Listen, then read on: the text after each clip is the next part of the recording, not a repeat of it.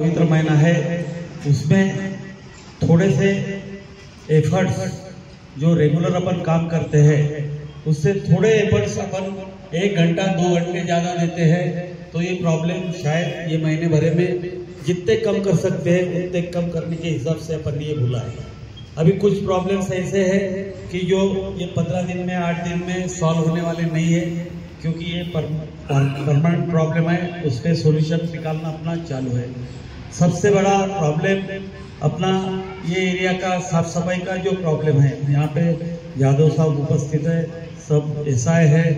Contractor है। मेरी आप सब लोगों से एक ही दरख्वास्त है कि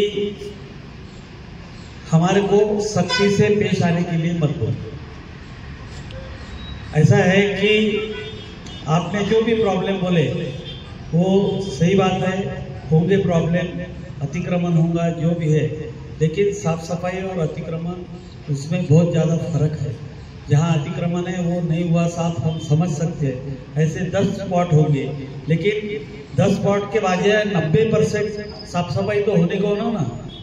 वो 90% नहीं हो रही करके मेरी यादव साहब को मेरी सूचना है कि कल से, अभी 3 तारीख से शायद रमजान, 1 तारीख से रमजान चालू होने वाला है, अभी भी अपने पास 6-7 दिन बाकी है। आपको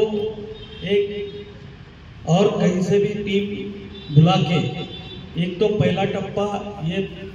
महीना चालू होने के पहले 80% काम आप पूरा कर सकते हैं और फिर रेगुलर बेसिस पे उसको अच्छी तरीके से मेंटेन कर सकते हैं।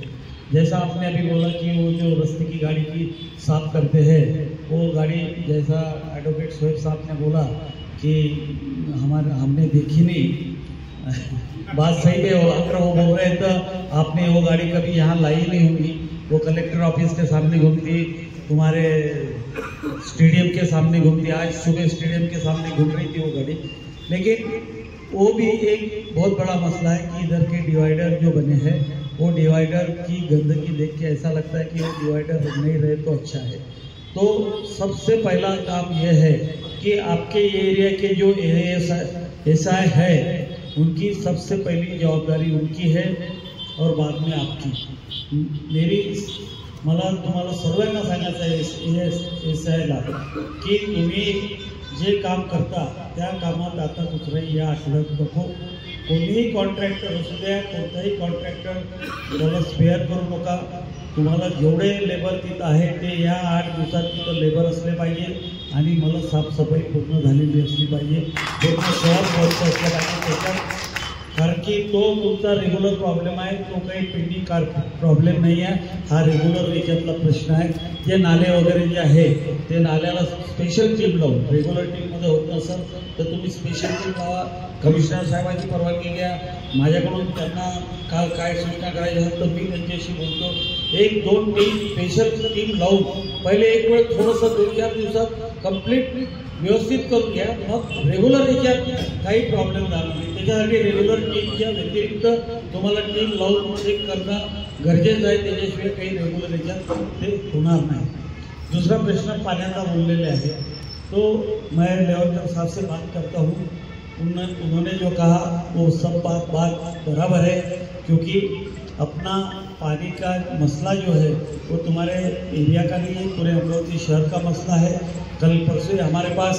वो जो लोग आके गए, हमारी मीटिंग हुई, 3-4 दिन पहले मीटिंग हुई, क्योंकि अपने यहाँ पे जो पानी का स्पीड है वो पानी का स्पीड कम होने से या अनिवार्य पानी आ रहा है। लेकिन मैं उनको खास तौर से ये महीने के लिए अच्छी तरीके से सूचना करूंगा कि कहीं से तो भी थोड़ा थोड़ा डाइवर्ट करके ये टाकी पहले कैसी बन सकती है और ये टाकी भरने के बाद में आपका प्रॉब्लम सॉल्व होगा। उनके तरफ से कोई प्रॉब्लम नहीं, लेकिन पूरे अमरावती शहर से जो पानी आता है तो ये पानी की टाकी पहले 9, साढ़े 9, 10 बजे तक कैसे फुल होती है, जितना पानी उनको लगता है उतना पानी आने की कैसी कोशिश वो कर सकते हैं, उसके बारे में मैं लेवलकर साहब से बात करूँगा। और वो पानी का जो तुम्हारा डिस्ट्रीब्यूशन है उसको थोड़ा सा सुधारिए, उसमें कोई प्रॉब्लम नहीं, लेकिन पानी की व्यवस्था होने के बाद ही आप सुधार सकते हैं, ये मेरे को मालूम है, उनके हाथ में बहुत ज़्यादा नहीं है। फिर भी यहाँ पे कई अभी जो तुम्हारे को लगता है कि 5-6 दिन सर्वे करके और भी जो लगता है तो आप लेबर शंकर साहब से बोलिए, आपके बोलने के ऊपर मैं उनसे बात करता हूँ और दूसरा उस पर जो सॉल्यूशन निकल सकता है वो सॉल्यूशन निकालने की कोशिश करेंगे। तीसरा प्रश्न है लाइट डिपार्टमेंट का, लाइट आहे महानगर पालिका का, तर तिकडे सात को अभी उन्होंने बोला है तुम्ही उद्याच एक स्पेशल टीम लावून थोडंसं चेकिंग 1-2 दिवस चेकिंग करून घ्या, जे काही चेंजेस करायचे असतील ते लाईट चेंजेस करून घ्या, कुठं काही अडचण आली तर मला सांगा, पुन्हा त्याच्यात काही तुम्हाला वरत कोणाला काही पाहिजे असेल, लाईट्स पाहिजे किंवा काही पाहिजे असेल त्याची प्रोव्हिजन करायची असेल तर ते आज उद्याच सांगा, ती आपण करू। सर्वे लाईट्स सर्वे कसे चालू राहतील ते थोडंसं व्यवस्थित एखादा कॉन्ट्रॅक्टर नेमून 2-4 दिवसात पूर्ण कंप्लीट तेवढं एक करून घ्या। झोन ऑफिसर आपले देशमुख साहेब आहे, बाकीचे सर्व अधिकारी आहेत त्या तो जो काही रेग्युलर काम चालू असेल आपले सार्वजनिक बांधकाम खात्याचे,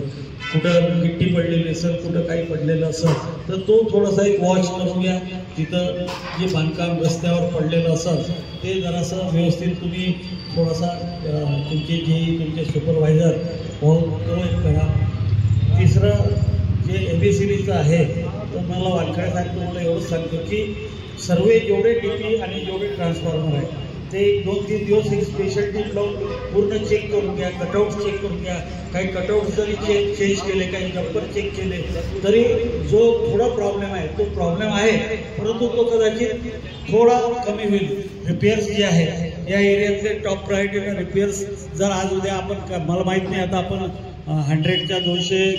आपल्या या एरियातल्या किती झाल्या DP कल्पना नाही, त्या ज्या झाल्या असेल त्या झाल्या असेल, परंतु आता जे तुम्हाला